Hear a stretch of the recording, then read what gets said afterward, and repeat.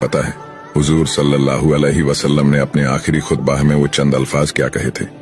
आए लोगो सुनो, मैं शायद अब तुम्हारे बीच ज्यादा वक्त तक नहीं रहूंगा। जो भूखे हैं उन्हें वही खाना खिलाना जो तुम खुद खाना पसंद करते हो।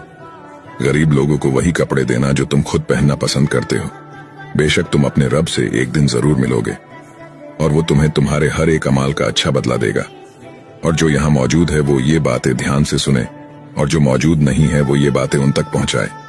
तुम सभी एक आदम की औलाद हो और तुम में से बेहतरीन शख्स वो है जो अपने रब के बताए हुए रास्ते पर चलेगा। और अपने दिलों से एक दूसरे के लिए किना निकाल दो और कयामत तक तुम्हें इस बात का ख्याल रहना चाहिए कि एक मुसलमान दूसरे मुसलमान का भाई है और सभी का एक दूसरे पर हक है। और फरमाया रसूलुल्लाह सल्लल्लाहु अलैहि वसल्लम ने, वो चेहरा नूर से रोशन हो जो मेरी कही हुई हदीस सुने और वो दूसरों तक पहुंचाए।